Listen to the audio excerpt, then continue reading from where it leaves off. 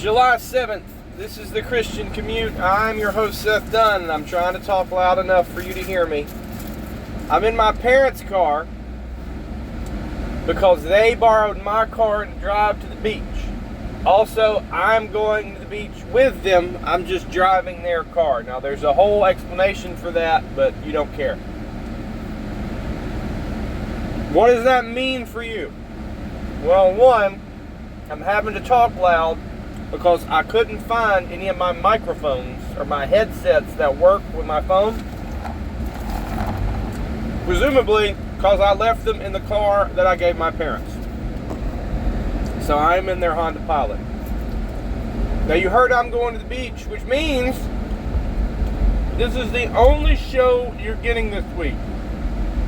And you may be asking yourselves, well, where was my show from last week? I didn't feel good. I started getting sick on Tuesday, really Monday night. I came to work.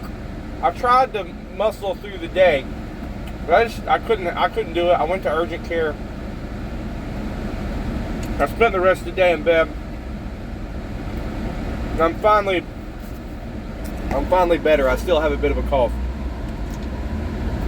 And then we had the 4th of July show. So this is going to be the only show we've had in a while. And let me say this right off the bat. I am very thankful for the people who've been sending in questions. I have 3 or 4 in the inbox.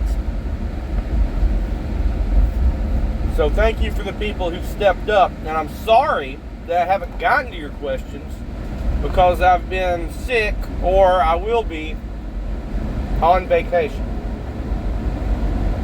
I'm thinking about doing a special episode on the way to Florida because that's a 6-hour drive, but it's going to be about youth soccer. It's not going to be about Christian theology and apologetics. I have some stuff to say about soccer because everybody's all ticked off about our national team losing so badly in the World Cup, more so than usual because they gave us a little hope. So I have some opinions on that. I want people to listen. Strike while the iron is hot. So I may talk about that. And my kids will be in the car with me. And they're interested in that because they play soccer on my soccer teams that I coach. So hopefully, let's see.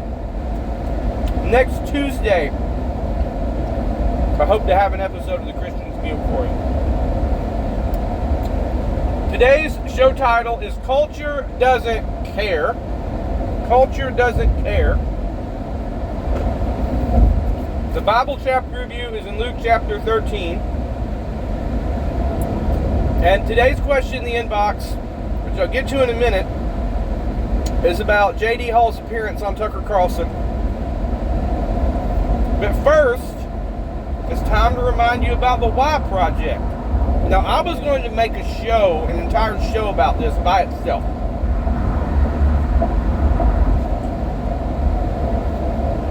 The reason for that delay, by the way, is I'm eating a bacon cheeseburger from Wendy's. I don't have time for dinner. As soon as I get home, I'm taking my son to soccer practice.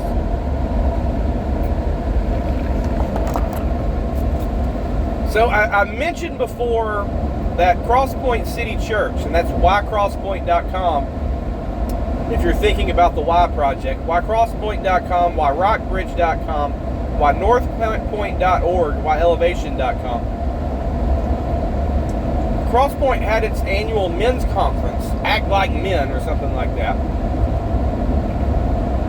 And the headliners that they brought in to speak were Josh Howerton, who I've done shows about, and Matt Chandler. Now, I have a Pentecostal friend. And if you have a Pentecostal friend, you know this about your Pentecostal friend. They have zero discernment. Because if they had any discernment, they wouldn't be a Pentecostal. They think the best of everybody who is in the ministry business. If you're on TV writing books, if you have a radio show, they just automatically assume you love Jesus. I think that's why they're easier to fool.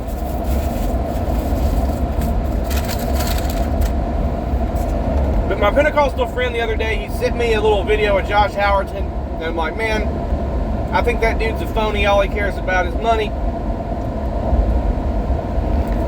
not going to belabor that point because I've had whole shows about it here recently. He texted me yesterday. He goes, "You're right about Josh Howerton." I was like, "I told you so, but why?" And he explained why he thought I was right about Josh Howerton. I was encouraged by that.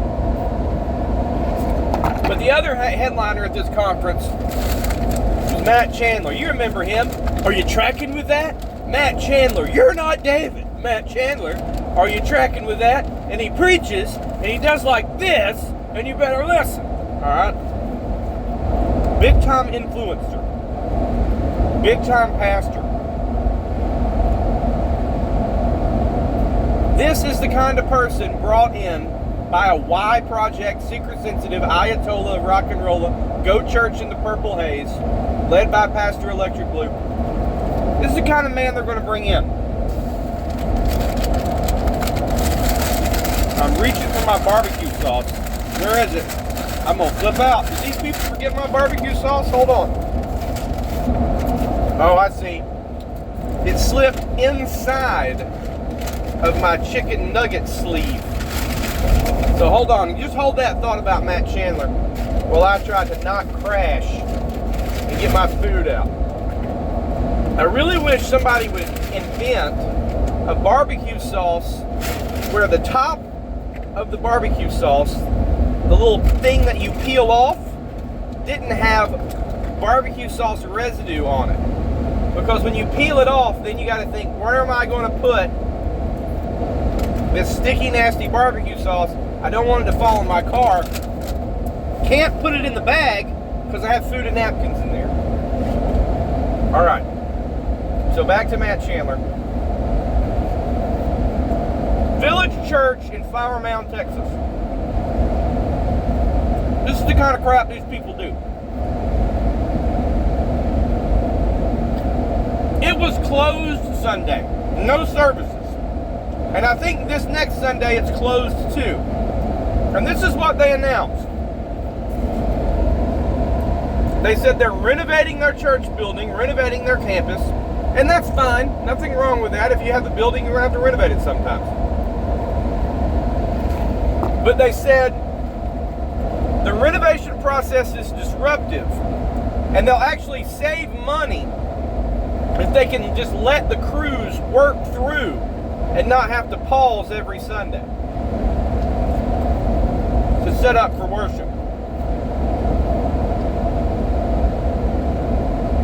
Now, what do you think on that? While I chew up this chicken nugget.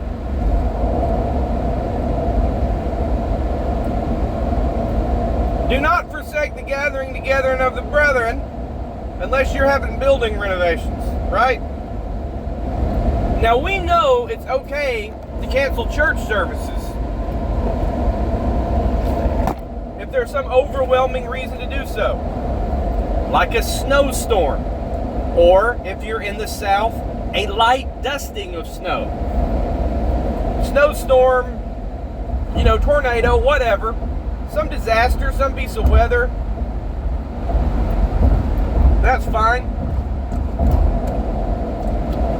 But is a building project a reason to cancel church?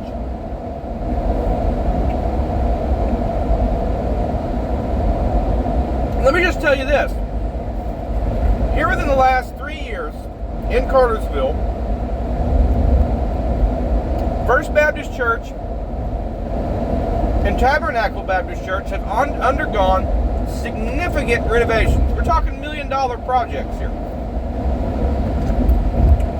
And guess what? Both of those churches did it without shutting down a single Sunday. Not once. And I don't know if it cost them extra money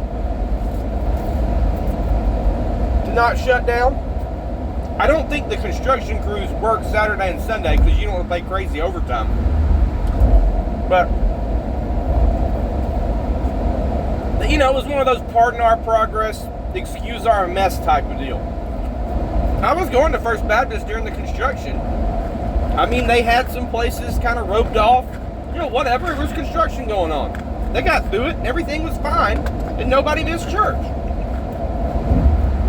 But Matt Chandler, who's just got people linked to for leadership, he's canceling church. And this is what he did. He got on, he said, we're going to have an online service. I'm going to encourage you to Sabbath that way. Set apart some time for it. He made a point that they're doing these unique live streams, but you don't have to watch them live, and they can Sabbath that way by watching the live stream. Hey, guess what? You're not having church if you're doing it online.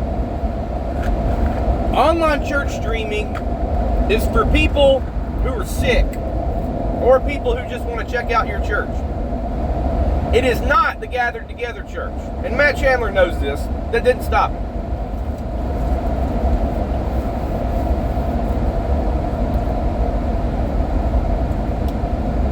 You know what they could have told people?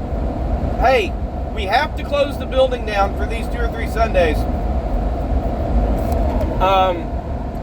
Don't forsake the gathering together of the brethren. Listen, we're a Baptist church. This is Texas. There's literally 500 Baptist churches within 10 miles of all of y'all.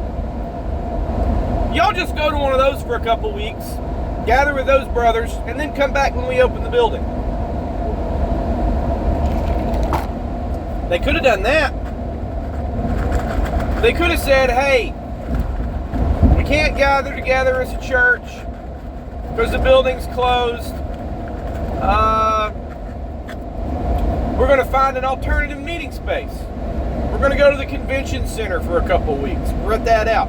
Or we're going to put a tent up in the parking lot and we're going to meet at 7 a.m. or 8 a.m. for church.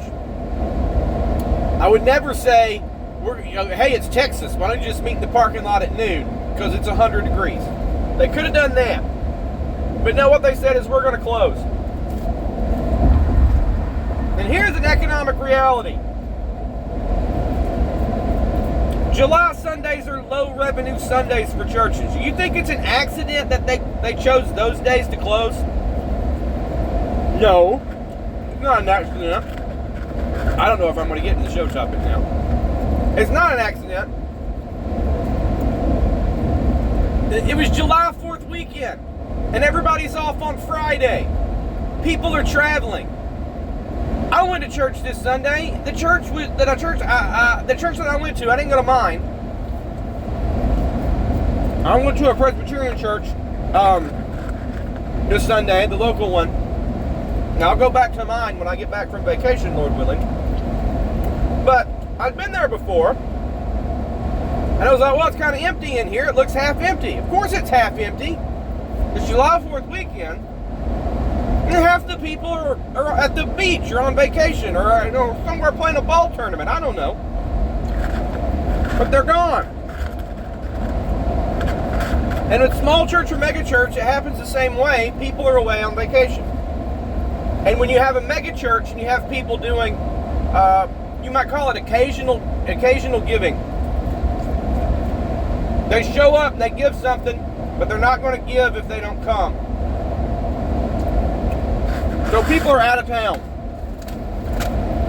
Oh yeah, it's construction. That's why we're shut down. You're shut down because it's the summer and half the people don't show up. That's really why you shut down. Be honest. And if you go to the Village Church website and you look at their staff page, I'm not joking.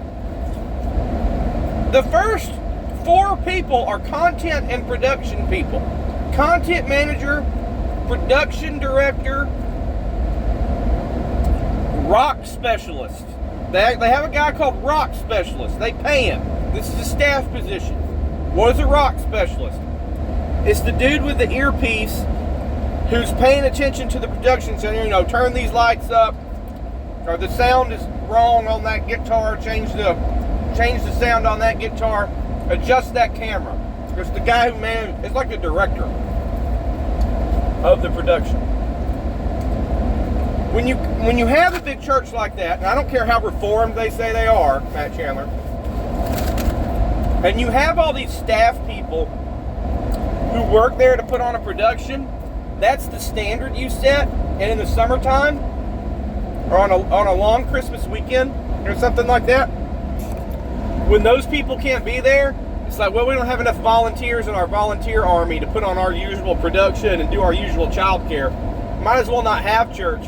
What's our excuse? Oh, we'll just let the building. We'll say it's the building.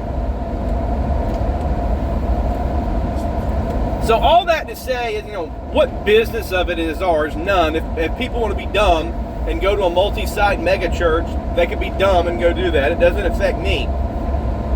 And it doesn't affect you until it comes into your town at your local Christian men's conference, and these are the people they're pushing. So this is why the Y Project has to exist, you guys. This is why it's good. Josh Howerton and Matt Chandler, people who care about whoever the biggest giver is, are economic-minded, pragmatic people who forsake the Sabbath to shut down church because of quote-unquote construction, and it's slow in the summer. That's Matt Chandler. They're going to bring these guys in. They're going to bring these guys in to tell you how to act like men. So, Matt Chandler didn't stand up in his pulpit this last Sunday and preach a sermon. Now, I'm sure he taped one. But you better believe a couple weeks ago he was getting paid to come down here to the Crosspoint Men's Conference. So that's your Y Project update. These scoundrels scoundrelize together. Is scoundrelize a word? It's like one big club. Remember the old movie Pirates of the Caribbean?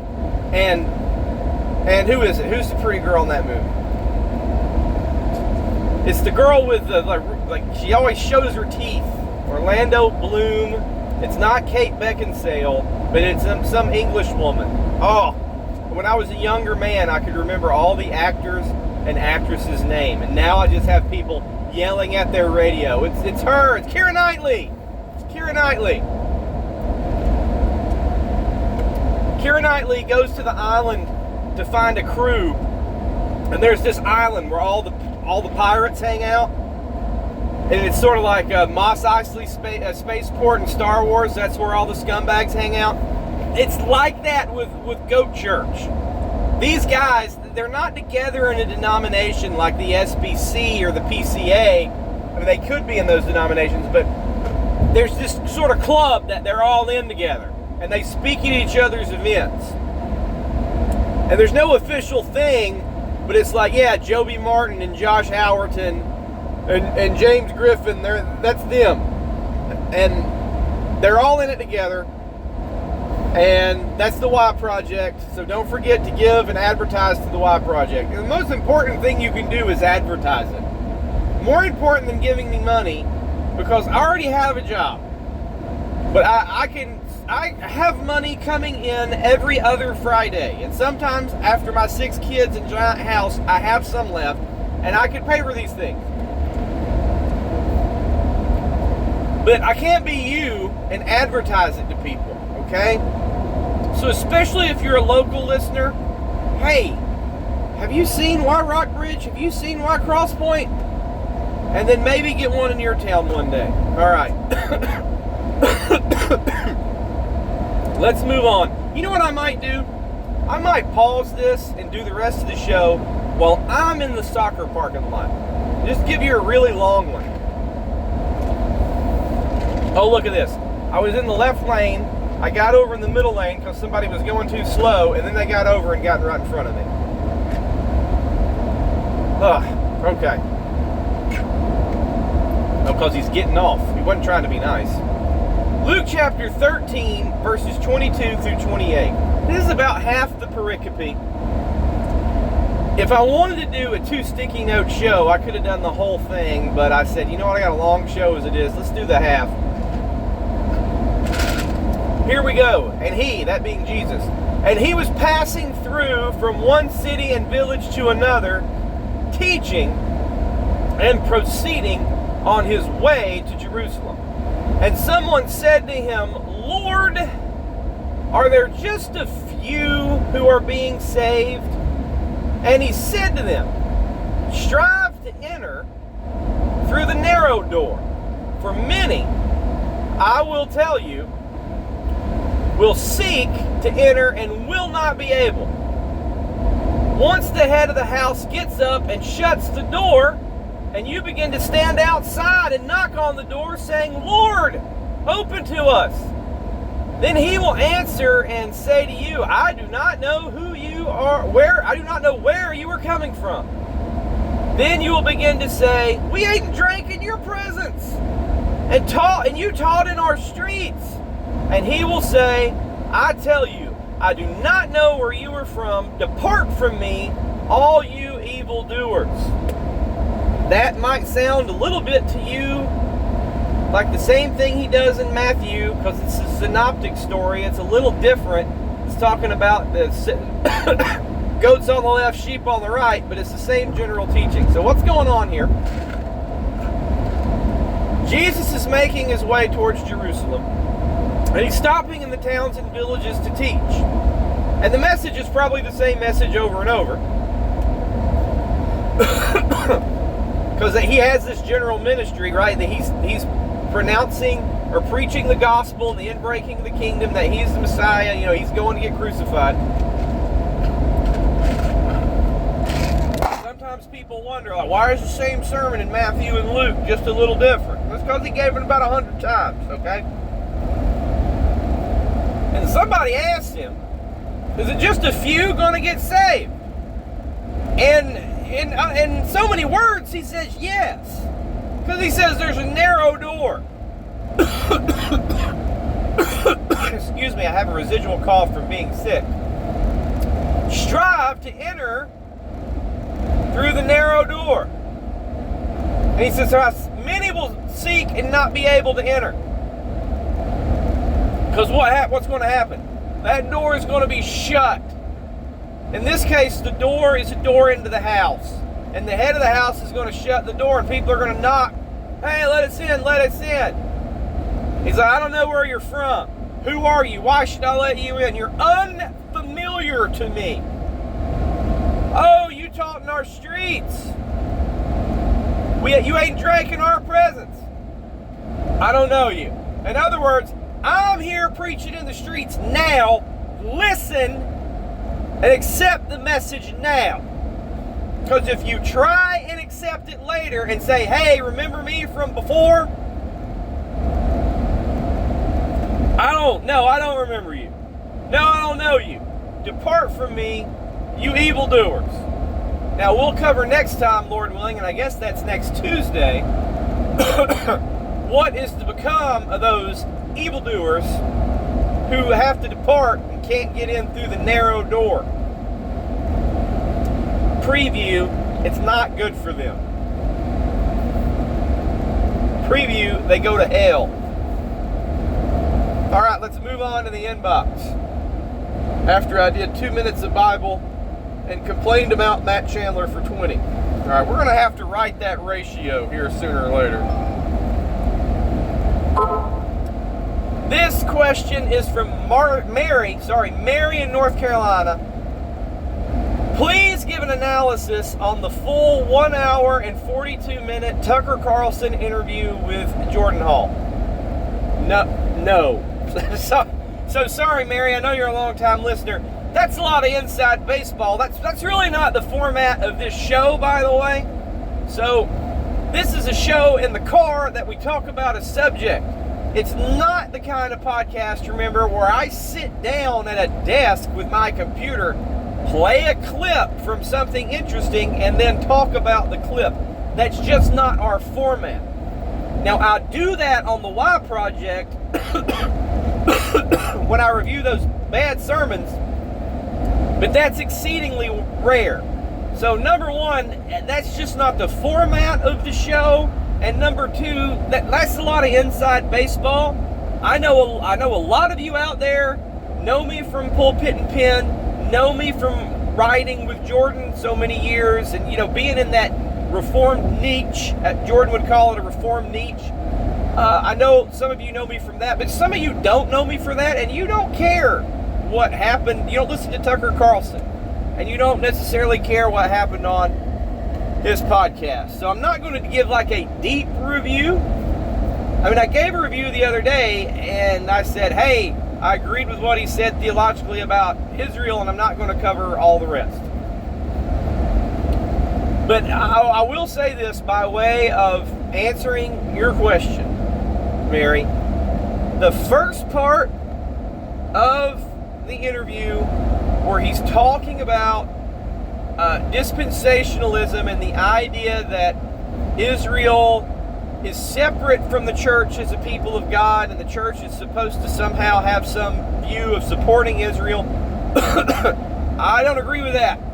I mean, I agree with what he said, but I don't agree with the dispensationalist view. I agree with what is wrongly called replacement theology, that God has one people, it's the church. And it's all believing Jews and all believing Gentiles, and that the believing Gentiles were grafted in, that's the wild olive tree, were grafted into the God's tree, which is the Jews.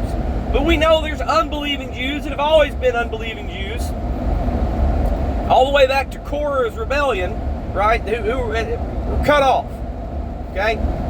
And even if I was dispensationalist, I would still have a problem believing that the modern secular state of Israel, founded in 1948, was equivalent to the Jewish people of the Bible.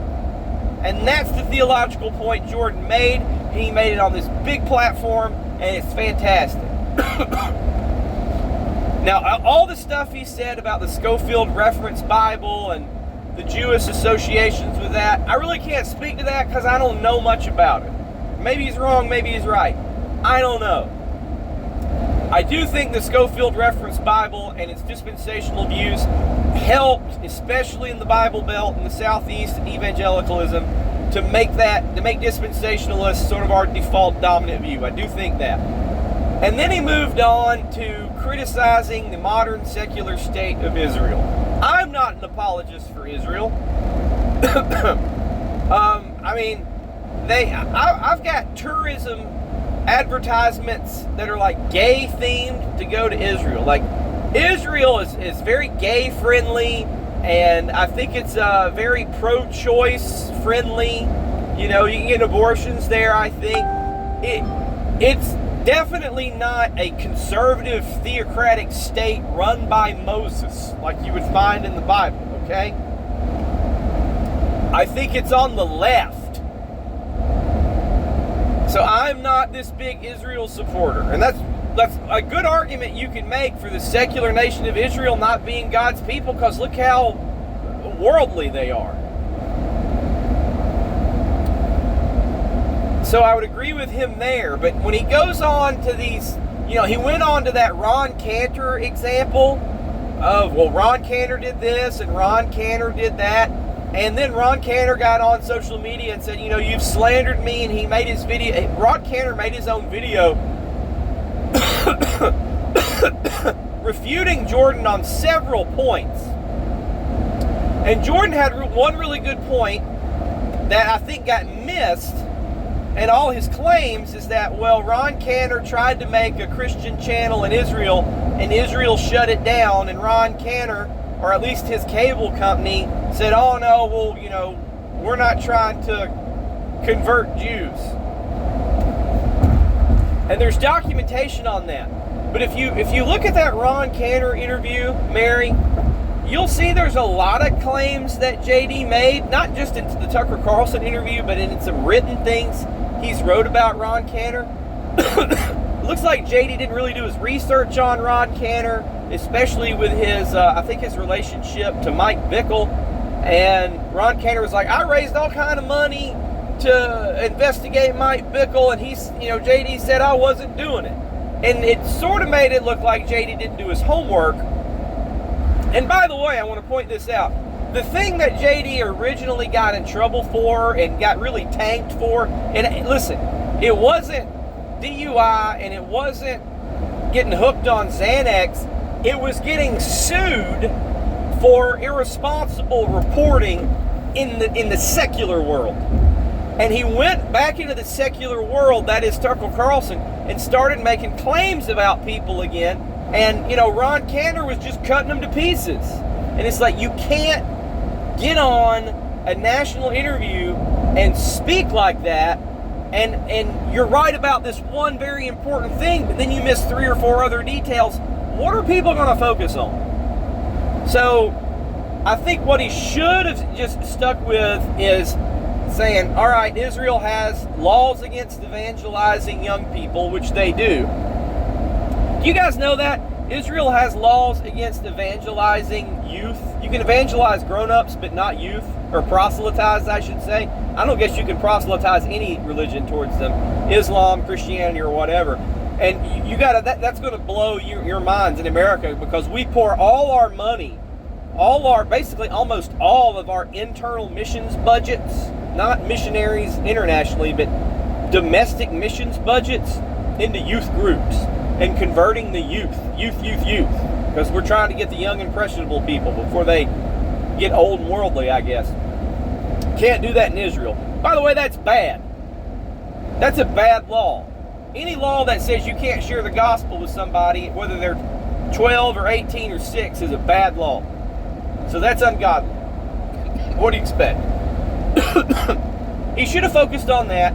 He should have focused on the example of Ron Cantor having to give up his cable news station because of that. And by the way, here's one of these things. Ron Cantor is trying to do wordplay. Ron Cantor is a Messianic Jew. So he says he's not trying to convert Jews to Christianity, because what he's in his mind, he's saying, well, Judaism is already the true religion with the true God, and Jesus is the Messiah of the Jews, and he's a Jew. So really accepting Jesus and going to church and getting saved is becoming a Jew. See? And I say this all the time. I'm more Jewish than a non-believing Jew, because I'm an heir according to promise. I am adopted as a son of God. I'm under the promise that Abraham has. I'm a covenant person under Abraham. So me believing in Jesus as my Savior makes me more Jewish than some secular ethnic Jew person who rejects Jesus. So when Ron Cantor says, I'm not trying to convert people to Christ, it's semantics. And that, come on, Ron, we know what you mean. Here's the thing. Guys, I didn't know who Ron Cantor was before this, but I can tell you this about Ron Cantor. He raised $100,000 to investigate Mike Bickle for being bad. Chris Roseborough's been telling people that for free for years. If he's the kind of person who's been in with Mike Bickle, he sounds like a giant idiot and a phony. But JD did a lot of useless distraction by going after Cantor the way he did. I got nothing to say about how violent the Israeli Defense Force is, blowing up people in Lebanon or Syria or Jordan, wherever they blow up people. They're surrounded by terrorists who want to get them.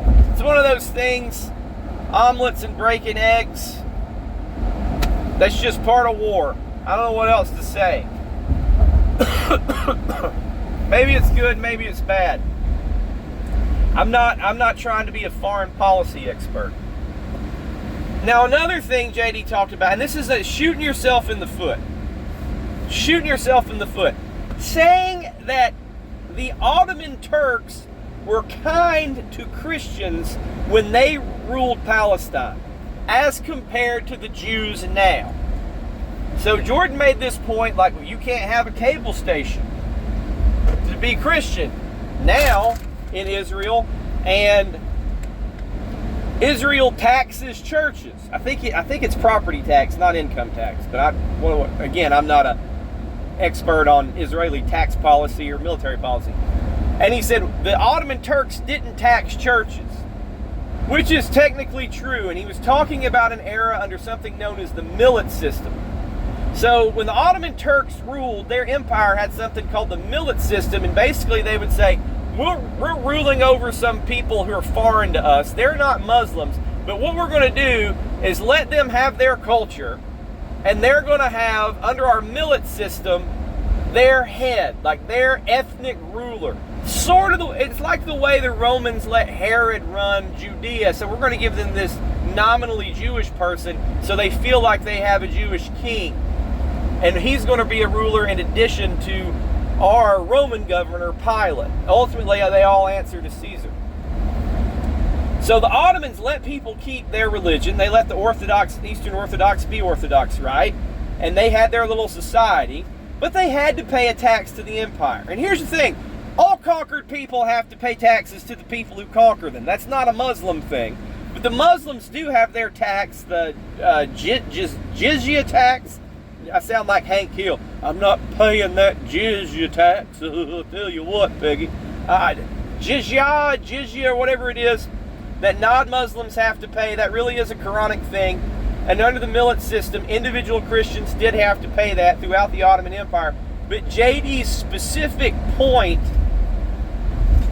and he's got to remember, not everybody is autistic and only judges what exactly you say. Most people don't think that way, and you have to think about when you're mass communicating how people are going to take you wrong.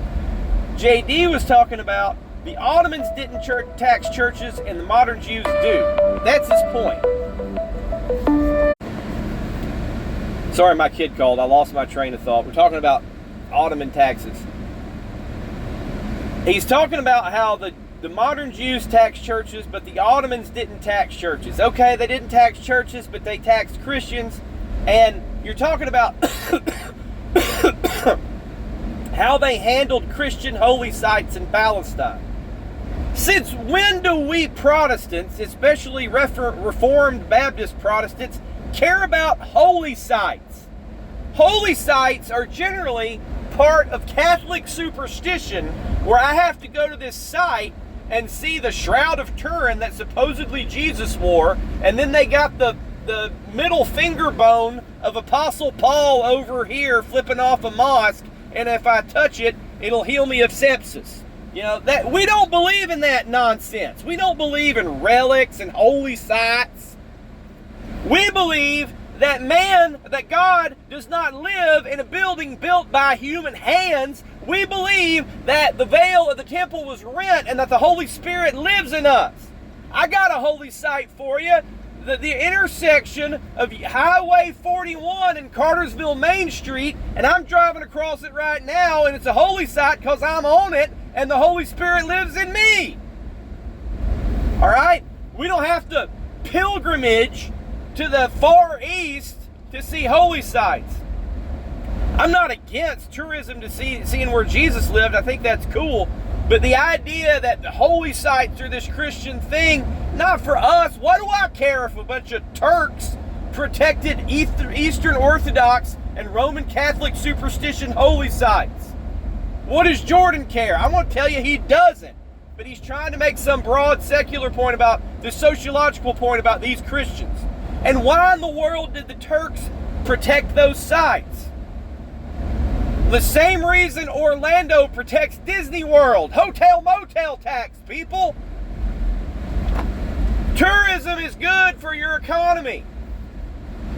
Listen, if you're a Muslim caliph, Turk ruler, emperor, whatever they had, you don't want a bunch of Christians coming in and mucking up your Muslim society. Just like if you have a Christian society, Catholic, Orthodox, Protestant, whatever, you don't want a bunch of Muslims coming in and mucking it up with their different culture. You don't. But if they come in for 2 weeks, spend a bunch of money and leave, you're all for it. Because it's tourism.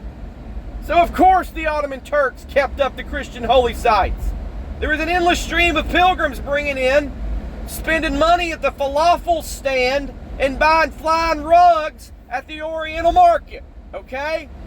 Of course they did. They didn't do it because the sites were holy. Give me a break. What that does, it's trying to force a point in to make Israel look bad. You shouldn't have been out there trying to make Israel look bad. You should have been out there making dispensationalism look not true. Once you have biblically proven that Israel is not the theological people of God in the Bible, you don't have to, the automatic support of them is gone. You don't have to make Muslims look comparatively good. And what did that do, by the way? What did that do to the people who didn't listen to just just little specific things he was talking about. What did he do? They start going on and on about the Armenian genocide and taking Christian children as conscripts to become janissaries. You guys, anybody else play Age of Empires when they were a teenager? And you could be Turks and you could train up janissaries in your castle? Janissaries were elite soldiers from the Turkish Empire. But they were slave soldiers. All right? Slave soldiers. And they would what do you call? Castrate them. They didn't have balls. Okay? They were castrated soldiers in service to the state. So they didn't think of women because they didn't have any testicles. They thought of fighting and winning. All right? Almost like indoctrinated in the cult. And where did they get their slave soldiers? From Christian families. Anybody ever seen the movie The Promise, starring Oscar Isaac, about the Armenian genocide? And there was some sect of Christians, not people who would have been to church with me. I think they were either Coptic or something like that, or Catholic or Eastern Orthodox, whatever. Some false version of Christianity. But nevertheless, there was a genocide. Muslims against Christians. In Turkey. Look it up. Armenian genocide. The Muslims were not then, nor have they ever been, kind to Christians. But Seth, I've seen the Ridley Scott movie, Kingdom of Heaven, where Dr. Bashir was nice to Orlando Bloom. And he let him surrender and they didn't slaughter him. Like Saladin was gracious to his enemies. I'm talking about in general. And by the way, Jordan Hall got on Twitter later and said that Islam is demonic and it's bad. I know, listen, I know because I know him. Not just a personal friend, but somebody who's kept up with his work. I know he doesn't support Islam. But somebody who doesn't know him, but anything from a Tucker Carlson interview, is like, who is this dude getting on here and saying that Muslims are kind to Christians? So, was he technically wrong on his one point that he made? No. Was it a really bad way of saying it? Yes. And if there's a lesson to be learned from the rest of us on this, is when you have this big opportunity in this big venue to speak, you got to be smart about how you do it. Because whose mind did he change? Who's a dispensationalist? Any Ron Cantor fans?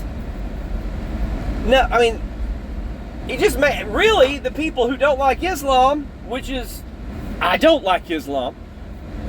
It's just like, what are you talking about? I'm not going to listen to you. You said the Islamics were kind. So, first 25% of the interview, really good. The last 75%, I'm crash and burn. That's my opinion. JD always does best when he sticks to theological application. By the way, I think most preacher types do.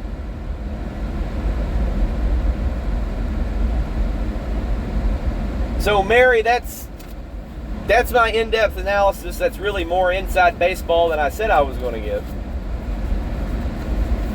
And actually, today's show topic, which I guess I'll give in the car, I'm going to pause for now. Let me see here. How long have I gone? I'm about to have to pause this thing. 43 minutes. The show title, Culture Doesn't Care, it just happens to be more about Jordan's current direction, ministry direction, whatever you want to call it. We're going to talk more about New Christendom Press and the New Christian Right and Christian nationalism, and what those guys are trying to do. And this is going to be almost a direct response to Jordan's latest podcast on Incite to Incite. Here's what I don't want to do. That's how Jordan makes his living. I want my friend to be able to pay his bills. I'm not trying to criticize his podcast and say don't subscribe to him, because I don't want to take bread out of his hand or money out of his money out of his hand or bread away from his children's mouths. I don't. Now, I know his wife has a good job. She's very successful. But nevertheless, I'm not trying to cancel the guy. But he went on and on of his latest Substack and with just, sort of bad arguments about the reaction that people gave to him for being on Tucker and the reaction that people are giving to Salve, the Ogden guys, Salve, Eric Kahn, Joel Webbon. And it's really, in my opinion, just bad take after bad take. So again, I don't want to do too much inside baseball of people who are in the super niche of like Pulpit and Pin, Jordan Hall, Protestia, and the things we care about and that we've blogged about over the next 10 years, because we are a niche of a niche. I've joked about it on here before. When I went to visit my brother for his 50th birthday, and we were talking, it's me and my brother's best friend, who's like an older brother to me, and he graduated from Emory, and he's a chaplain in the Army, and and when I say graduated from Emory, I mean Candler Divinity School, and it's a liberal one, but nevertheless, the legitimate, Ivy League of the South type school. Is Sewanee the Ivy League of the South, or is it Emory? Anyway, Emory's a good school. And we're talking about politics and the state of the nation, and I'm saying, this is my opinion. I'm a prominent blogger, and they laughed at me, and I'm like, I am. And then I went to Phoenix Reformed Baptist Church that Sunday, and somebody recognized me and chatted me up for like 15 minutes. And then they're like, where were you? Was there a revival? I said, no, I was talking to somebody who reads my blog. You guys laughed at me. But in a niche of a niche, people know who I am. So I know that niche of a niche listens to this show, and we have other people maybe who are not of that niche of a niche. So you guys might not want to listen. But these are really important things to cover. Because it's not so much refuting what Jordan said, which was bad, but understanding the influence of the New Christian Right on the local church. So let me pause. I'm going to pause right here in my driveway. I'm going to get my kids, and I'm going to drive them to practice, and then I'll just sit in the air condition and continue this podcast there. Okay, I'm back. Got my kids at soccer practice. Let's try to finish this thing out. I hope the audio is okay. So, in JD's Incite today, which, by the way, I listened probably to about half of them. A lot of them are pretty good. Sometimes I don't listen to the ones that he's talking about, the Jews did this or the Jews did that. I just sort of get tired of it, If you want to talk about that every once in a while, okay, but I kind of zone out on those things. I don't listen to the ones that are like about AI being demonic, but I listen to probably 40 to 50% of them, and a lot of it's good content, like back from the Pulpit and Pin days and Protestia days. I know he's trying to go through different directions, so if you're interested in those subjects, that's fine. But all that to say, it's something I regularly listen to. And today he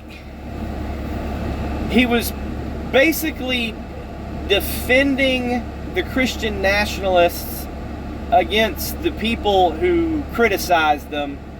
And if I could come up with his thesis or his point, I think it would be this: that the Christian nationalists and Joel Webbon and New Christian Right and New Christendom Press, they are not trying to operate within the Reformed niche of 1689 Baptists who are like, we're going to listen to Voddie Baucham sermons, and we're going to listen to Grace to You, and we were going to read some Steve Lawson books, but now not anymore, and we're going to talk about this at Sunday. We're going to study the Bible school at Sunday school in our holy huddle of our churches of 9 people or 19 people, and everybody else doesn't believe like we do, and we know the doctrines of grace.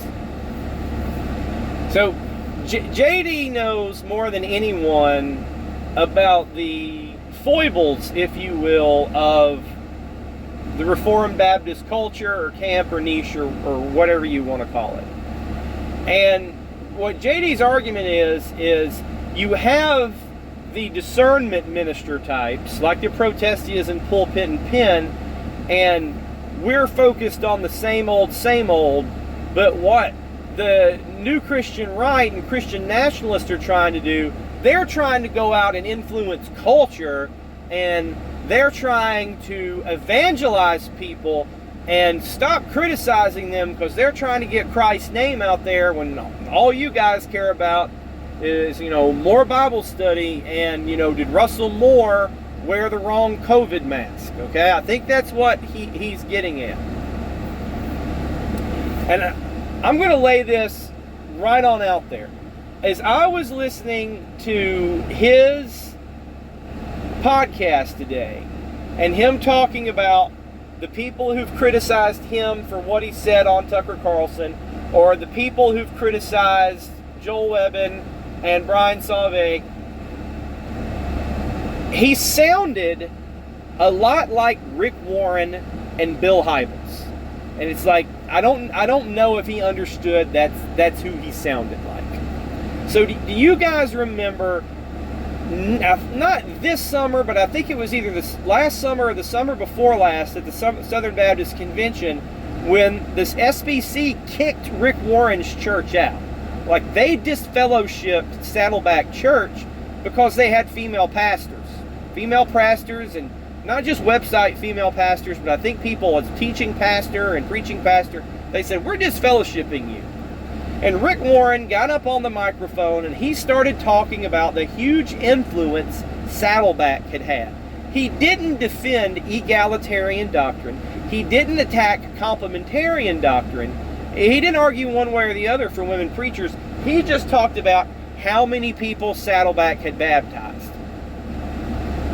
And in other words, look at all the works we have done. Look at all the gospel that we've shared. Like, we are leading the people to Christ. How dare you kick us out? We are too big to fail. We are so great. And Jordan made his point on the Substack podcast about, the New Christian Right and their conferences. They're talking about things people are interested in, and once they get their attention, well, then we're turning them towards the gospel. And that's what he talked about on his Tucker Carlson interview. He said, I went on Tucker Carlson, talked about things people were interested in, and then I shared the gospel. And then everybody's crapping all over me, all these Reformed people. They're not happy that I shared the gospel. They're complaining about the 3 or 4 things that I said that they didn't like. But again, that's Willow Creek. That was the strategy of Bill Hybels. That's what they did. Like I've said, if Andy Stanley is Eddie Vedder, then Bill Hybels is Neil Young, Grand Eddie Grunge. He's the godfather of the seeker-sensitive movement.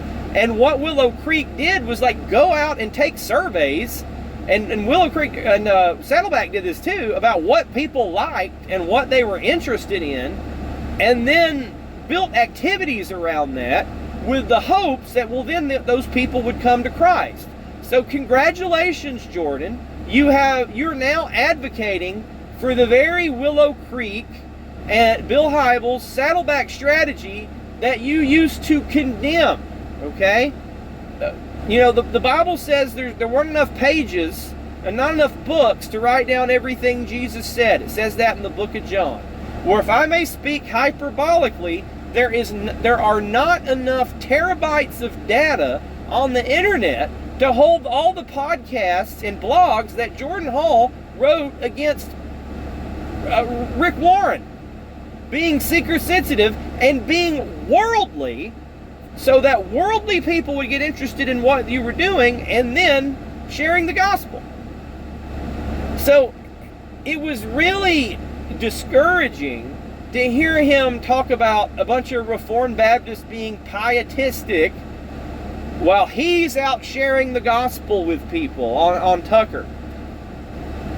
Nobody's criticizing him for sharing the gospel. And by the way, do you remember when he did his podcast and he used to share the gospel at the beginning of every podcast? He's not doing that on Incite and the Incite, which is fine. I don't always play the gospel clip on this podcast. I have one that I used to play at the end. It's my wife saying, "Hey, did you like the podcast? We'll get saved." But I don't put my intro and outro anymore. I'm not criticizing him for doing that. I'm just saying he used to do it and now he doesn't. And now he's out there saying, I'm sharing the gospel on Tucker. None of y'all did. Y'all weren't happy that the gospel went forth. Well, no, people are upset because of what you said about Islam. There's a guy sitting around saying you said untrue things about him. Listen, if you say 4 bad things about somebody, and 1 of them is true and 3 of them are untrue, you still said 3 untrue things about somebody. Remember the Great Commission? It's a given. So sometimes one of my kids will be like, what do you give me if I score a goal today? And I'll be like, shouldn't you have your own sense of self-satisfaction that you scored a goal and helped your team win? It's hard to score a goal. You made us win. Why, you want a treat at the store? You want $5? You want a piece of candy for sharing the goal? Or for scoring a goal?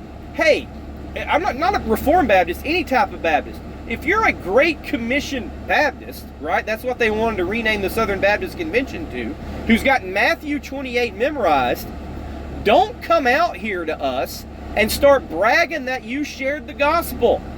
That's the bare minimum. Hey, Joanna in Office Space, you have 3 pieces of flair, okay? The Great Commission is not going above and beyond. The Great Commission is our everyday marching orders. I'm glad you shared the gospel on Tucker Carlson. I'm glad when somebody shares the gospel to 1 single person in the break room at work. I'm not sitting here bragging about how big the audience is. Again, him bragging about how big the audience was on Tucker, and make no mistake, it's bragging. It just sounds like Rick Warren to me. That's not an argument, okay?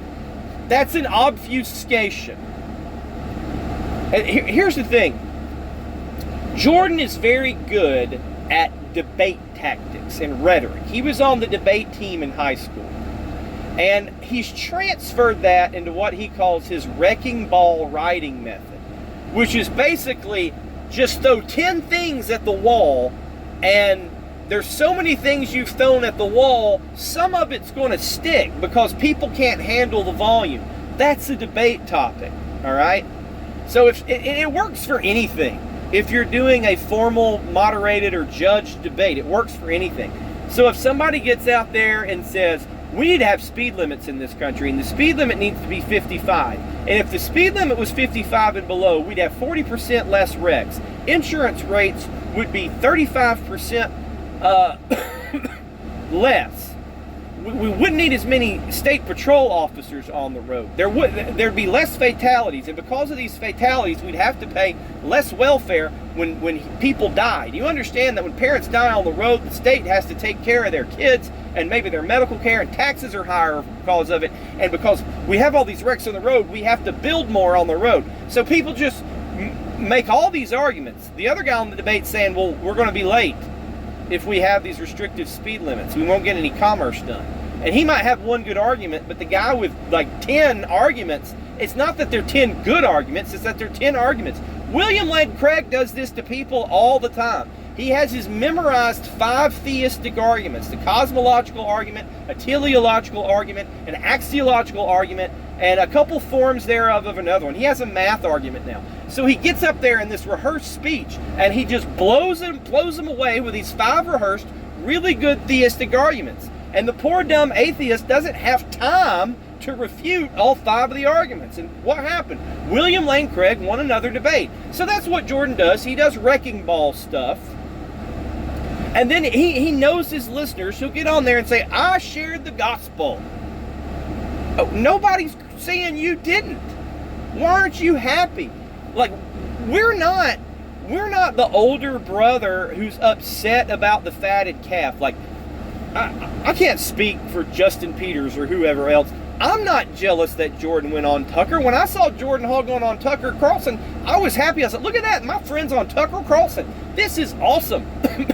Like, this is like a good friend of mine, and who I've, wrote with and blogged with for years. We've been on podcasts together, and we talked all the time. And he's done so much work into podcasting, and he's been super interested in politics too. And look at it, he's made it onto Tucker. Like, I was happy for him. I wasn't jealous. I thought it was fantastic that he was out there sharing the gospel and all this anti-dispensationalism stuff. I thought it was fantastic. I'm still happy he was on there. I sat there and I was like, wow.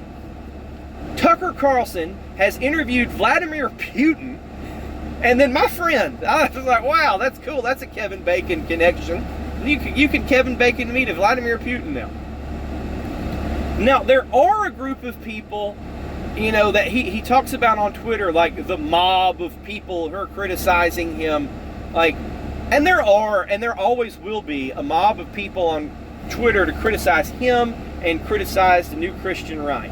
And when Jordan says, I'm out here sharing the gospel on Tucker Carlson to millions, and you're tweet hating me, there's a great point to that. Because there's so many people who just tweet hated people, but don't do anything. I'm talking to you, Rowdy Jones, okay?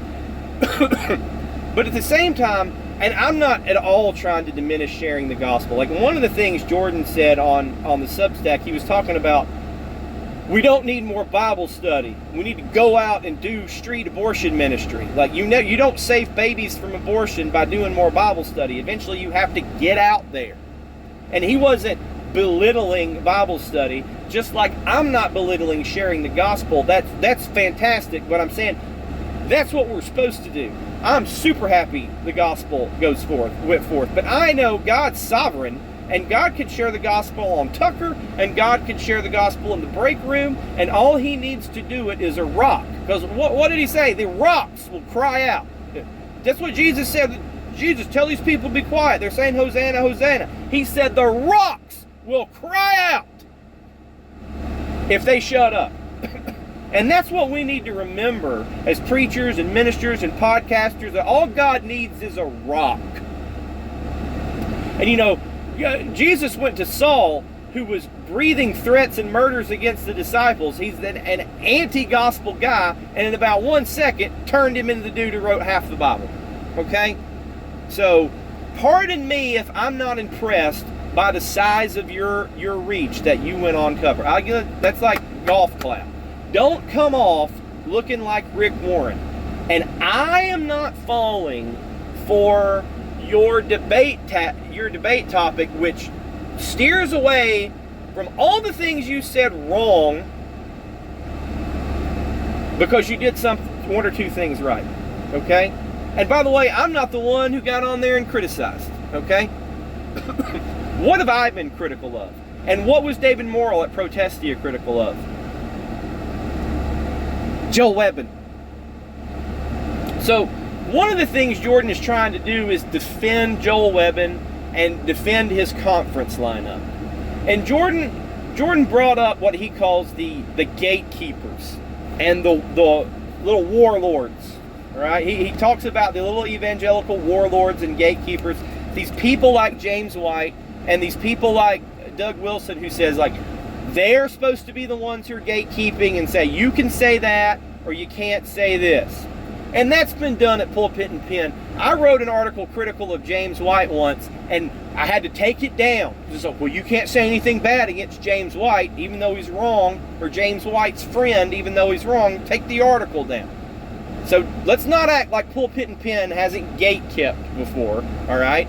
But now we've learned, and we know we shouldn't do that. And speaking of James White, Jordan Hall mentions James White like Katie Heron mentions Regina George. You know the movie Mean Girls? When the, not Miley Cyrus. When the Lindsay Lohan character gets morphed into a mean girl, and all she could talk about is Regina George, the Rachel McAdams character, and her love interest says, you're just like her. Listen, James White sucks. I don't know how else to put it. He sucks. He can take his tattoo sleeve arms and his medallion and his Bill Cosby sweaters and all his butt-sniffing channel rats and stick them straight in the desert, okay? James White is arrogant, I cannot tell you enough how much I dislike James White. But if you listen to Jordan, all he ever does is chirp at James White, James White, James White. Get over it, Jordan. And get over how butthurt you are about Justin Peters and Phil Johnson and Chris Roseborough making that video about you. I didn't like when they made that video. I think the timing was wrong. I think it was a cover your butt video, and I've expressed that to them. But eventually, you have to get over it and take accountability for why they were making the video. But when he does these things about gatekeepers, he always has to take a shot at Justin Peters or a shot at Phil Johnson like he did today. Oh, I was attacking people that Phil Johnson told me to. Phil Johnson was not holding a gun to your head. And let's talk about Phil Johnson for a minute. Remember the Reformation Montana conferences? He'd pull in names, big reformed names, like who? Vodi Baca, James White, Phil Johnson, Justin Peters. These were the guys, Jordan and Chris Roseborough, these were the guys Jordan would hire to come in and speak at his conferences. Jordan used to run conferences, just like Joel Webben runs conferences, just like New Christian Press runs conferences. Jordan would run Reformation Montana conferences and get these guys to come in and speak for him. And now let me tell you this, and I know Vodi Bacham's dead, but none of these people would come speak for Jordan anymore. And it wasn't just because of his Xanax thing, it was because of his pugnacious behavior before that, all right? And I have never got on here and said, he's too pugnacious, blah, blah, blah, all right? He's meaner on Twitter than I am, all right? I can be mean, but I try not to be, okay? We can all be mean on Twitter. But he burned his bridges with those dudes. And the bridge was on fire, if you will, when he got into his Xanax mess. So the fact of the matter is, if we're going to talk about economics, the fact of the matter is that none of those people would work with Jordan and come to one of his conferences if he had one. Who will work with him? Joel Webben. All right? So Jordan talks about market share and the evangelical gatekeepers. He made a big point about, listen, James White wants his market share, and Doug Wilson wants his market share, and this niche, reformed, super small niche. There's only so much conference money and business to go around. He's absolutely correct. That's absolutely a niche. All right? And Joel Webben is competing in that niche as well. So, Jordan, if you're going to make economic points, which you did, I'm going to make an economic point. Outside of getting a 9-to-5 job, if you want to be Patreon supported at your Incite to Incite Substack, if you want to make your living off subscribers and writers, okay, in that world, those guys who used to work with you are not going to work with you. And it's your own fault and your own behavior and your own actions that have caused it. Okay? What we're not going to do is bury you and say you can't ever work in Christian ministry again. And I'm not talking about paid work. He could teach a Sunday school class. You know, he could lead a mission trip. There's all kinds of ministry Jordan can do. And don't you guys understand he's good at it at a local church level? Okay? So, no, I'm not willing to be like those guys and bury him. But what I'm going to say is, when they have their little conferences, he's not going to be invited, and nobody like that would ever come to one of his conferences. And it's all because of him, not because of them. All right? And guess what? I find some of those guys to be absolutely tiresome. I don't want to hear, and I don't want to see another what's wrong with charismaticism conference either. I get a little tired of the same old, okay? How many G3s can you have? How many times can Justin Peters give the same speech, okay? Sometimes I'll look at Justin Peters' Twitter feed or Gabe Hughes' Twitter feed, and a lot of times I agree with it, and sometimes I'm like, this is tiresome. Do you have to be so critical all the time? All right? Economically speaking, Who in the world would work with Jordan? Joel Webbon. And that's the very guy who Joel Webbon is defending. So don't act like there's not an economic part to it, okay?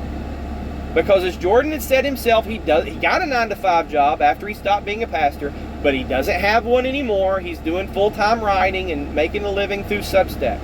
If that's what he's good at, that's what he does. And kudos to him for not trying to be a pastor anymore because he's disqualified. He's had enough integrity to not try and be a disqualified pastor because that's what he preached for years. But on the other hand, the stuff he preached for years, it's like, does he hear himself? Does he hear himself sounding like Rick Warren and Bill Hybels? Does he hear himself defending Joel Webbon? Okay? Joel Webbon, Jordan, if you don't get a red cent from working to Joel Webbon, tweet it and I won't criticize it anymore if I'm wrong. But if you do get a red cent from your association with Joel Webbon, can we agree that you can't be objective? Okay? Because that's my job, right? I'm a CPA. I'm not an auditor anymore. I used to be an auditor. And as an auditor, you have to be objective, which means I can't own stock in a company that I audit. It's not allowed because I'm not objective. I want the company to succeed. So if you go to work for a firm and one of their clients is somebody you own stock in, you have to sell your stock, even to work for the firm, even if you're not on the job. I used to work for a church audit firm. We'd audit churches. I wouldn't be allowed to audit my church. When I worked for Malden and Jenkins, we audited the Cartersville Board of Education. Okay? They put me on the audit because I lived in Cartersville. It's cheap travel costs. It's kind of a favor to me. I work in the government section. Hey, this is his town. This is easy for Seth. He doesn't have to drive to Atlanta. The clients sent me away. They said, don't send him because he lives here and we're afraid he can't be objective, was their concern. Like, he's auditing these people. These are people he knows. He goes to friends with these people. He goes to church with these people. He's friends with. He knows these people. My attitude was like, if I catch somebody I go to church with defrauding the city government, I'm going to pin them to the wall. You know? But I get it. They don't know me. I'm not letting anybody go. I'm criticizing one of my best friends right now. But objective. Jordan, if you're making a living off of Joel Webbon, you can't be objective. It's the very same reason I don't trust you to be objective on Greg Locke anymore. Okay? So let's go to your defense and your framing of this Joel Webbon conference. And here's one of these things, like, I'm not going to this conference and most of us aren't, but it shows up in our churches. One of the things Jordan said was, these guys are not trying to influence your church, Seth. So he talked about one of the articles I had written at Pulpit and Pen. He's like, the last 2 articles he's published there have been about me. Yes. Here's the thing. I'm at a soccer practice right now. I'm not coaching this one. And I'm paying professionals to get better instruction than I'd get. Every spring I coach 2 soccer teams. Every fall I coach 2 soccer teams. While my kids are, in spring they're in baseball. I'm not coaching it, but they're in it. In fall, I got a kid in flag football while I'm coaching my soccer teams. In winter, I'm coaching 2 basketball teams. I have 6 kids. I have a 9-to-5 job. And I'm like a director at my job. And I'm not trying to brag. I'm important. I have a bunch of stuff to do. I have a lot of work to do. I don't punch a time clock. If there's stuff to do that's high-level accounting, I'm doing it. And, I want to talk to my wife every once in a while, right? So I have all these things in my life that I prioritize over blogging. And when something happens that I have an opinion about, I'm like, I can't get to it on the blog. Maybe I'll talk about it on my podcast, and maybe Protesti will pick it up. Maybe Jeff will pick it up at Dissenter, or maybe those Timu people at Timu Pulpit and Pen, a.k.a. Evangelical Dark Web, will pick it up. Even Julia Roy's. If somebody emails me and says, hey, Pulpit and Pen, I've been sexually harassed by my pastor, I'd say, hey, listen, I'd love to cover this for you. I don't have the bandwidth. Let me give you Julie Roy's number. Julie Roy's has no discernment. None. She attacks people just for being men, in my opinion. I think Julie Roys is as butthurt about what happened to her as Jordan is about what happened to him, okay? But what she does have is the time and resources to do this. And if I think she does a good job, I'll pick it up at the blog. But listen, I can't cover every story. I don't do this for a living. I don't do this for influence. I don't do it for money. If you want somebody to be objective who's doing it for a passion, that's my articles at Pulpit and Pen. That's my podcast, because I am not on anybody's payroll for this, okay? I probably lose more friends and influence than I gain. Now, that's why I don't do a bunch of articles. So when Jordan comes out and does something unfortunate, like write a book with Joel Webben, or defend the Ogden guys on Tucker Carlson, well, then I have to go and write an article. Because it's like, well, the founder of the website, the Rolex of watch blogs, is out there plugging these people on Tucker Carlson. And by the way, I think the last article I wrote was more about the Ogden guys than it was about Jordan. So that I'm doing an article is a big deal. I don't do articles. I do like 4 a year. And if 2 of them are about you, it's because you're being that egregious in whatever you're doing. Okay? Think about a city with a sheriff and 1 deputy. Okay? They're not going to go out and investigate every time a teenager knocks over a mailbox because they don't have enough manpower. Okay? But when somebody robs a bank or gets murdered, then they go, Sheriff, I haven't seen you work 2 cases all year. Yeah, because we've only had 1 murder, okay? I've let a lot of petty larcenies and vandalisms go because I'm only 1 guy with a Barney 5 deputy. If I'm talking about it, it's because I think it's that important, okay? Again, it's economics. Time is scarce, and these are the things I choose to spend the time on. Now let's go to the argument, Jordan. Jordan says that New Christendom Press or the New Christian Right and like the Christ is King conference is not trying to influence my church. That's like saying Kentucky Fried Chicken's not trying to sell chicken. I know their name is Kentucky Fried Chicken, but they're not really about the chicken. If Christ is in your name, you are doing what you're doing in the name of Christ. I don't care if you're a parachurch, Campus Crusade, denomination, chaplaincy, Southern Baptist Convention. If you have Christ in the name, like Lifeway Christian Resources, whether you're a church or not, for-profit, non-profit, as if that's a biblical category. Joel Wiggins, people can't speak in people don't think in categories. That's not a biblical category. They don't have 401(c)(3)s in the Bible and 501(c)(3)s. They don't have LLCs in the Bible.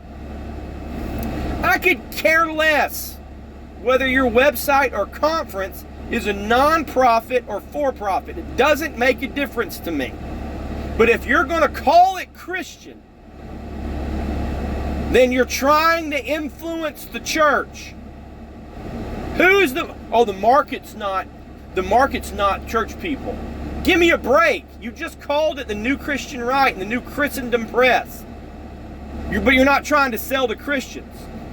That's bullcrap. That is just ridiculous on its face.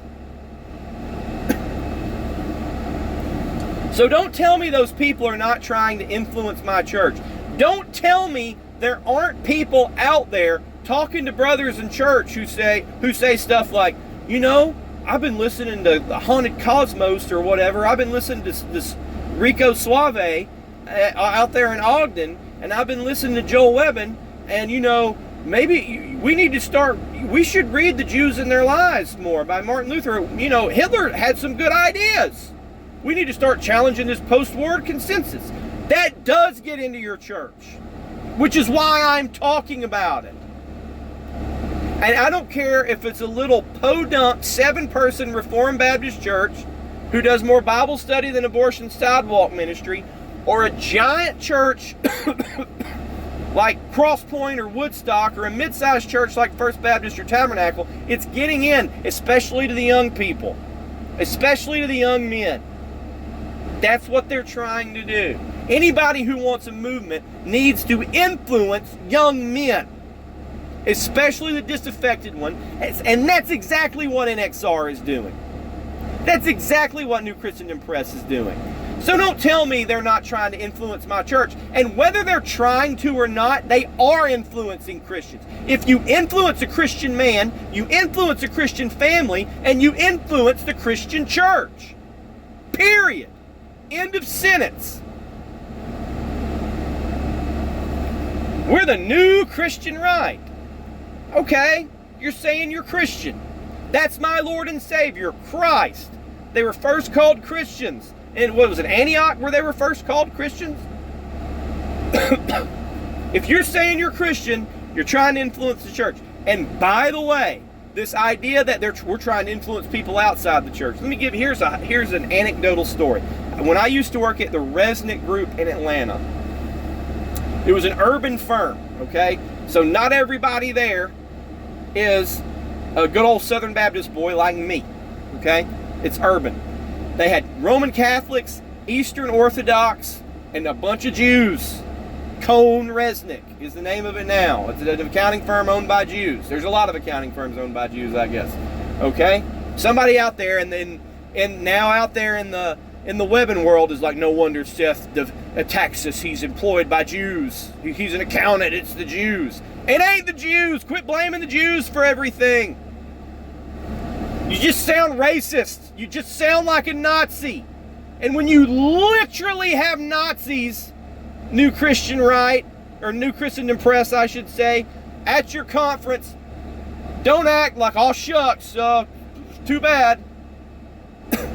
Apologize for having Nazis. But you're not sorry you had Nazis. Because Nazis like you. Because you're a bunch of anti-Semites.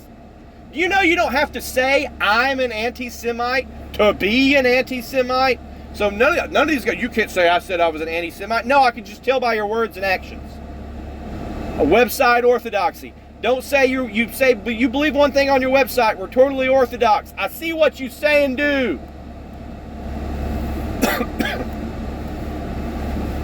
New Christendom Press. We're not trying to influence your church.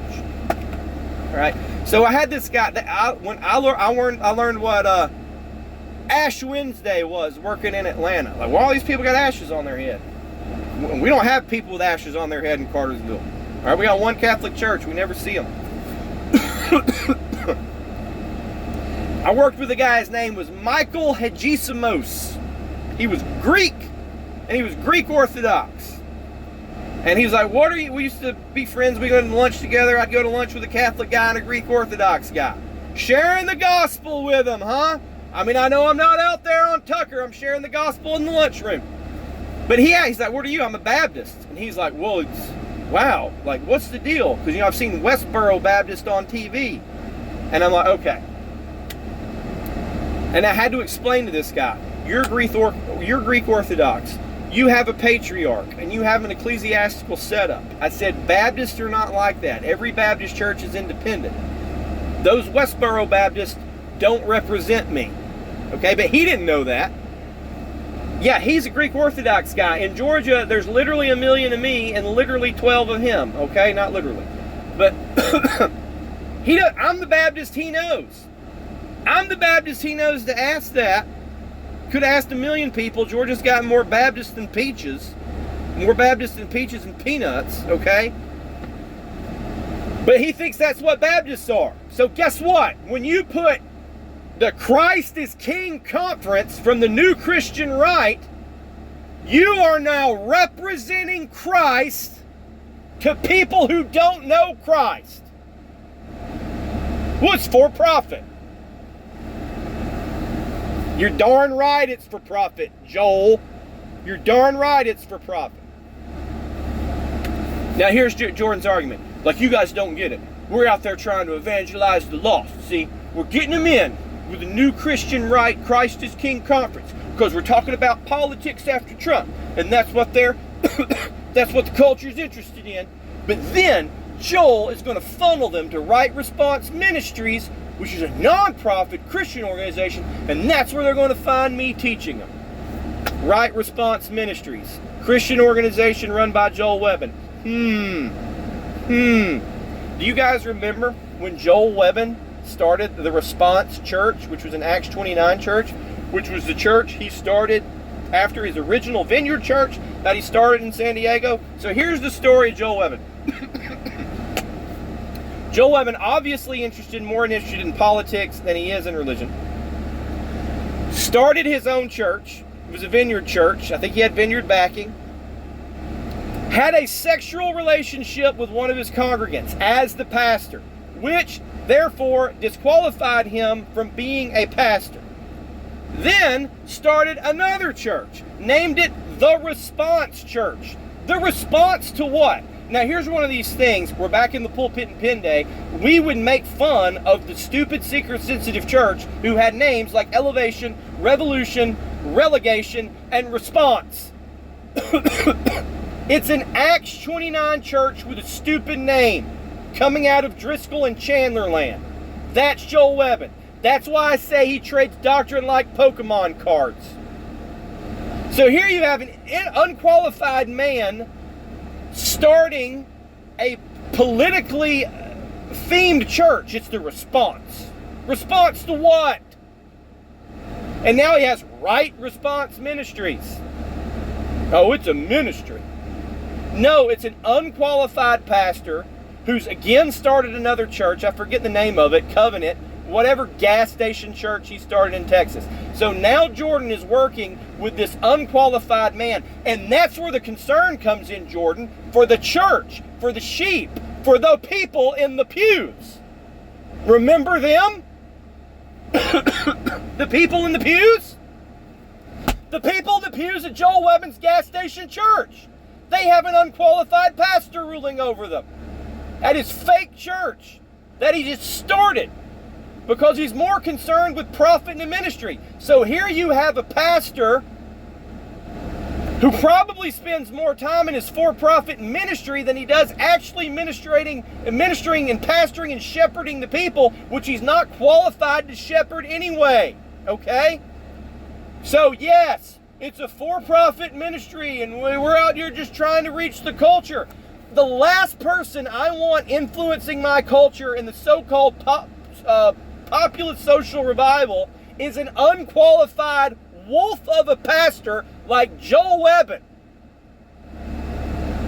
And pardon me if I have to write an article at your polemics blog that you gave me because you knew I would entrust it, or could be entrusted with it.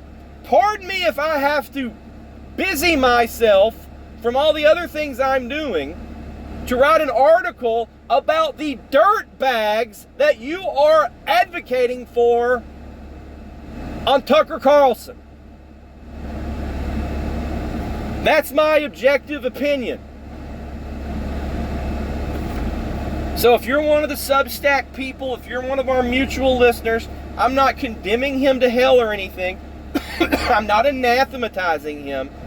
But I'm pointing out to him and you that he spent an hour making very bad arguments today to defend very bad people. And guess what? If Joel Webbin didn't call himself a pastor, I wouldn't pay a lick of attention to him. Because I don't pay a lick of attention to Andrew Tate or Nick Fuentes or Patriot Front or the Black Panthers. Those people are out there. But when you want to call yourself a pastor and you want to say your church is reformed, that's when I'm coming. That's when I'm your huckleberry. Greg Locke is a great example. If Greg Locke would have said, hey, you know what?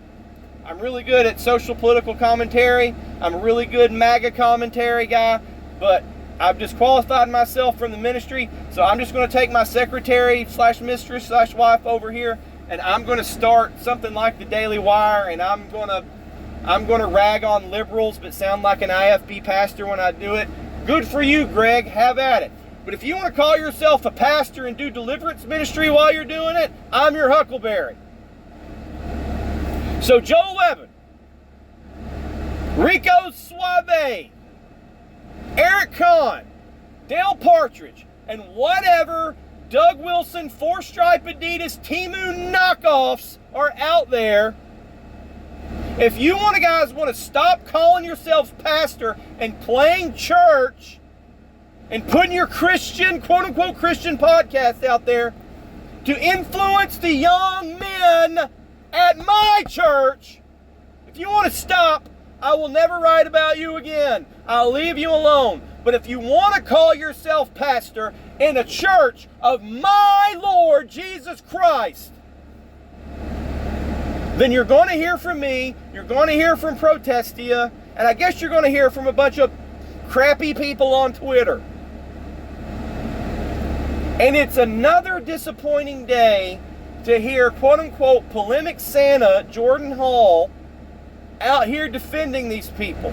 Hey, remember, Santa only gives presents to people who are nice. If you're naughty, you get a lump of coal. So, polemic Santa, remember what made you polemic Santa and deliver a lump of coal to Joel Webben. Of course, to do so, you might not be able to take another check from him.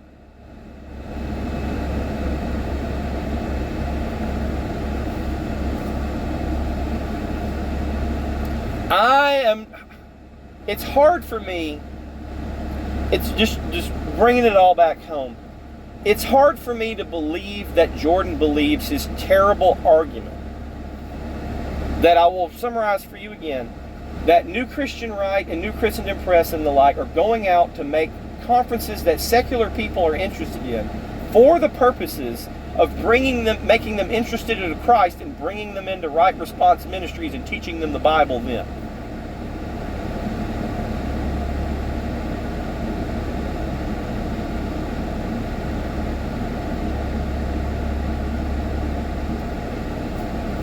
But Seth, won't some of them get saved? I guess thousands of people get saved from Rick Warren and Joel Osteen. Joel Osteen puts a gospel message at the end of every one of his garbage broadcasts. And if you want to talk about numbers, well, I guess disqualified and unqualified men like Rick Warren will save more people than Joel Webben ever thought about saving, if we care about numbers. All right? And you know what? I care about people getting saved. I do. But I don't know these people. I don't know if they get saved or not. I only know the people are coming to the church and influencing the church. Okay? For whatever reason, the Holy Spirit saw fit to put pastoral qualifications in the Bible. So sorry, Joel, you don't meet them. I didn't say that. It's in the Bible. And by the way, don't play this preacher card on me. The populist social revival is a move of the Holy Spirit. No, it's a term that you made up. And then to legitimize it, you said the Holy Spirit's doing it. The Bible says the Holy Spirit came to convict the world of sin. It doesn't say anything about starting social revivals. So one might think the Holy Spirit would convict Joel Webben of his sin. Not the sin of fornication, but the sin of being an unqualified pastor and leading people as a false shepherd. So here's one thing that Jordan and I agree on. Joel Webben is for profit. Just like Lifeway tries to profit off the name of Christ, Joel Webben tries to profit off the name of Christ, and I'm going to come after them both when they do it wrongly. But what's so wrong about it? Anti-Semite, misogyny, American History X. Alright, so there we go. Now hopefully next time we'll move away from inside baseball. Hey, some of y'all tune out right now because I'm about to mention the demonic Harry Potter. Alright? I know we're all fundamentalist Christians, but let's pretend we haven't seen the first Harry Potter movie. The end of the first Harry Potter movie, and we know Jared What's-His-Face knows this. He's at the Christian Muscle Conference or something. It just sounds ridiculous. What's that guy's name? I forget his name. The guy who wrote the Harry Potter Bible study. Yeah, it's real. Look it up. At the end of Harry Potter 1, Harry Potter and the Sorcerer's Stone, Philosopher's Stone if you're English, Slytherin and Gryffindor are tied for points in the House Cup. And at the very end, Gandalf, I'm just kidding, it's not Gandalf, who is it? Dumbledore says 10 points to Gryffindor for Neville Longbottom. And what did Neville do? He said, standing up to your enemies is hard, but standing up to your friends is even harder. And Neville stood up to try and stop Ron and Hermione and Harry from getting into trouble and making Gryffindor look bad. It's harder to stand up to your friends and tell your friends that they're wrong than it is to tell strangers. Because Rico Suave and Gas Station Joel and Dale Partridge in a Dumb Tree, I don't know these people. They're just, one more list of an ever increasing long list of quote unquote pastors on the internet saying stupid things. But Jordan Hall is one of my best friends. And it's tougher for me to say, hey Jordan, get your head out of your rear end and stop working with these guys. Seth, why do you think he does it? Because he's made a job out of it. And here's where this is what I always do. Easy for me to say, easy for me to have my convictions, because I can use my MDiv to start a s'mores fire in my backyard and then go to my CPA job. Jordan can't do that. He's got to feed his family. So if he wants to write AI articles about Nephilim influencing AI in Roswell, New Mexico, and sell a subscription, he can have at it. All right? And he won't hear anything from me. But if you're going to start defending Joel Webbon, guys, Joel Webbon is the dictionary picture of the target of what we do, what Pulpit and Pen was for. And is for. If you're going to start defending people like that, I'm sorry, I'm going to have to speak up. Thanks for listening to The Christian Commute. Lord willing, I'll be back with you again next Tuesday. Lord willing, I'll be back with you again tomorrow if my voice holds up to do my long youth soccer podcast. And Lord willing, I'll be back with something less or more or better and whatever else than Inside Baseball about Pulpit and Pen stuff and Incite to Incite podcast that you maybe didn't even hear. That's what's kind of sad about it. You talk about the niche of a niche. This is the 1 hour review of the 1 hour podcast that the 19 Reformed Baptist people did. Hope you enjoyed it. Still don't like you, James White.